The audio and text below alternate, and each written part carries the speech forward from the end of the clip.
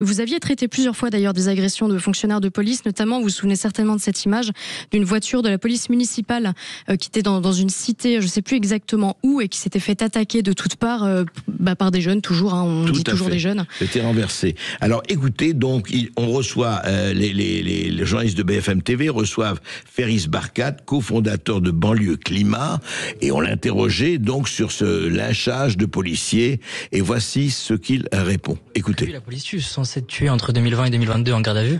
Bien évidemment que la police tue Adama, Naël, on va pas refaire la liste. Donc effectivement, il y a un regain de violence qui est une réaction à une violence à la base policière qui est perçue comme illégitime. Qui est pour vous illégitime, ce regain de violence. Cette violence-là, en réponse, je suis personne pour juger la légitimité de la violence, mais je dis juste que c'est une réaction qui est là et qui est naturelle, qui va être en réponse à une violence à la base d'État. Donc la question, c'est la police représente qui? Représente quoi?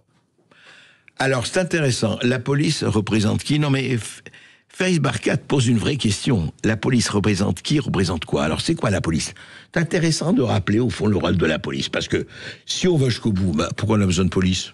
Tout va bien, on est dans une démocratie apaisée. La police, pourquoi? Il y a pas de violence, il y a pas de problème. Il y a, comme disait un célèbre ministre qui ne l'est plus, qui est maintenant au théâtre, il a trouvé sa vocation. On n'est plus dans la sécurité, on donne le sentiment d'insécurité. Intéressant. À renvoyer à tous les gens qui sont victimes d'un certain nombre de choses alors qu'ils n'ont rien demandé. Alors il dit, la police, ça représente qui? Ça représente quoi? Alors justement, il faut poser la question. Si la police ne représente personne, écoutez, abolissez la police, fini. Arrêtez les commissariats, arrêtez tout, et puis chacun se débrouillera. Bon, on sait très bien ce que ça veut dire.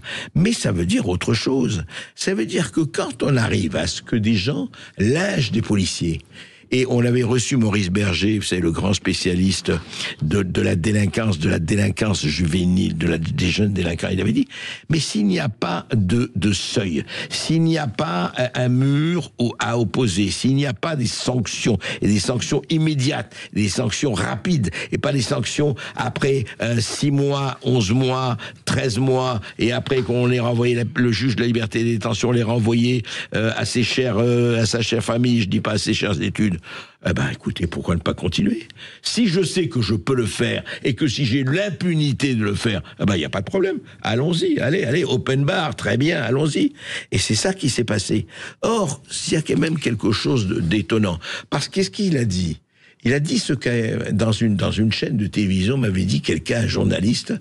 Il lui dit oui, mais non, c'était sur LCI, je ne sais qui là, disait par rapport, on rêvait à Charlie Kirk. Oui, mais vous comprenez, c'est une réponse humaine. Sergueï Girov. Voilà, c'est une réponse humaine. Mais oui, qu'est-ce que vous voulez? On a semé la violence, on récolte la violence. Mais voyons, il y a qu'à y aller, quoi. C'est normal. Et là, ce que dit Ferris Barkat, oui, moi je ne veux pas légitimer la violence. Mais enfin, vous comprenez, la police se comporte. Il tue et tabasse, paraît-il. La police tue, on l'a entendu, et pas seulement là.